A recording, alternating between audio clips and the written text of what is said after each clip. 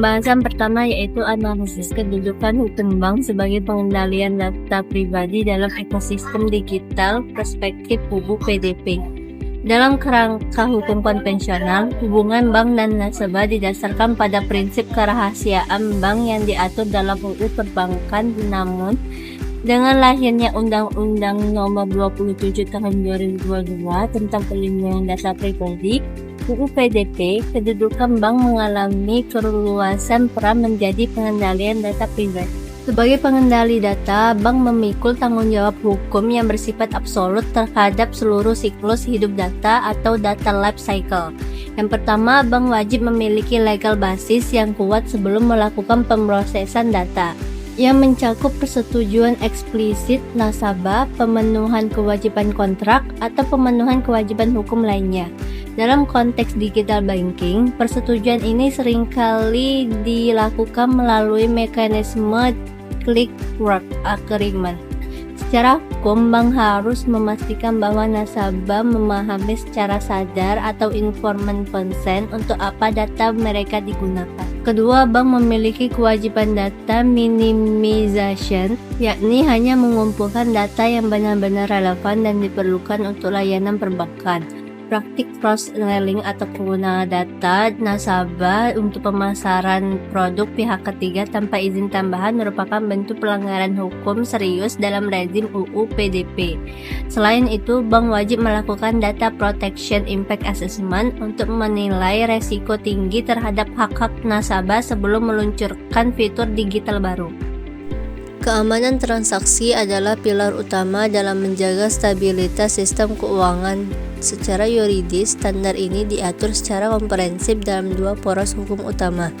Yang pertama, aspek teknologi informasi Undang-Undang ITE.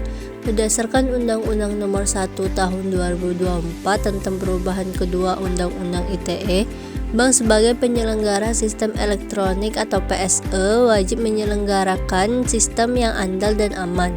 Hal ini mencakup penerapan tanda tangan elektronik yang memiliki kekuatan hukum dan akibat hukum yang sah melalui mekanisme sertifikasi atau PSRE.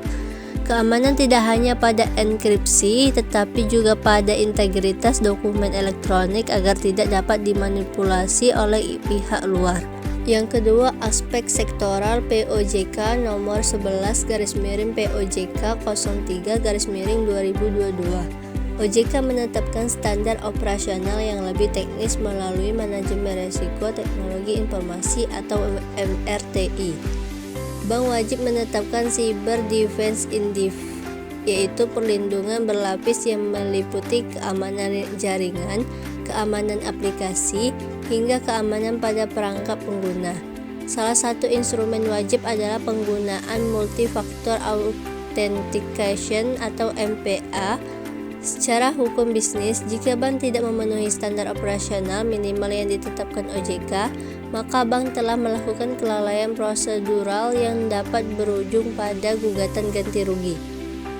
Efektivitas perlindungan hukum bagi nasabah atas kerugian digital.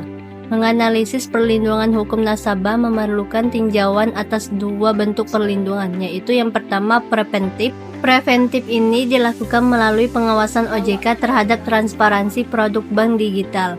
Nasabah berhak mendapatkan informasi yang jelas mengenai resiko transaksi elektronik. Yang kedua, perlindungan represif. Jika terjadi kebocoran data atau kegagalan sistem, nasabah dapat menuntut ganti rugi berdasarkan pasal 1365 KUH Perdata, perbuatan melawan hukum. Tantangan utamanya adalah beban pembuktian. Dalam hukum bisnis perbankan tradisional, nasabah seringkali berada di posisi lemah karena keterbatasan akses teknologi. Namun UU PDP memperkenalkan semangat baru di mana beban pembuktian dapat dialihkan atau shifting burden of proof kepada bank sebagai pengendali data untuk membuktikan bahwa mereka telah melakukan prosedur keamanan yang layak. Efektivitas ini juga bergantung pada lembaga pengawas perlindungan data pribadi yang memiliki otoritas untuk menjatuhkan denda administratif yang signifikan kepada bank yang lalai. Dilema antara kelalaian dan kewajiban edukasi. Kasus social engineering seperti phishing atau penipuan kode OTP adalah titik temu antara aspek teknis dan perilaku manusia. Pembagian tanggung jawabnya harus dilihat secara kasuistik melalui teori duty of care atau kewajiban menjaga. Yang pertama, kelalaian nasabah. Jika nasabah secara sukarela memberikan PIN atau OTP kepada pihak lain, maka secara hukum tanggung jawab berada pada nasabah. Bank tidak dapat disalahkan sepenuhnya atas hilangnya dana akibat pintu yang dibukakan sendiri oleh nasabah. Yang kedua, kewajiban mitigasi bank. Meskipun nasabah lalai, bank tidak serta-merta bebas tanggung jawab. Bank memiliki kewajiban untuk menyediakan fitur keamanan yang responsif, seperti sistem deteksi transaksi anomali yang mampu memblokir secara otomatis transaksi yang tidak sesuai dengan profil perilaku nasabah. Jika bank terbukti mengabaikan peringatan sistem atau memiliki sistem pelaporan call center yang paling lambat merespon laporan pembobolan, maka bank dapat dianggap turut serta melakukan kelalaian yang memperparah kerugian nasabah. Harmonisasi prinsip kehati-hatian dengan inovasi finansial. Harmonisasi ini adalah tantangan terbesar dalam hukum perbankan modern. Prinsip kehati-hatian menuntut bank untuk sangat konservatif dalam menjaga likuiditas dan keamanan.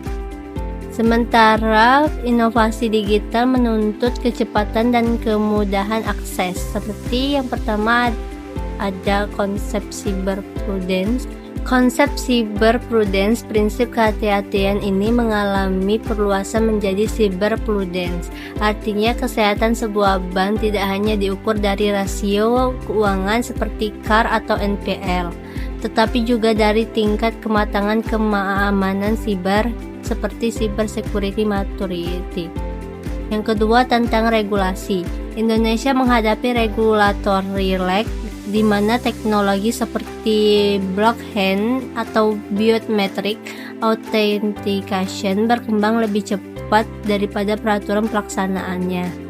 Untuk menjembatani ini, hukum bisnis menggunakan pendekatan prinsip-based regulation daripada rule-based, artinya regulasi memberikan prinsip-prinsip umum yang fleksibel namun tetap meningkat secara substansi hukum. Yang ketiga, sinergi ekosistem. Perbankan digital harus membangun interoperabilitas yang aman dengan pihak ketiga seperti e-commerce.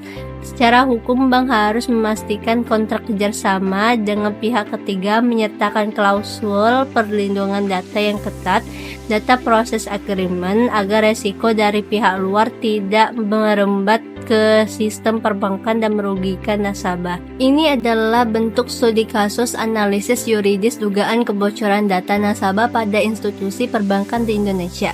Kronologinya adalah serangan tersebut menggunakan metode ransomware yang mengenkripsi data internal bank.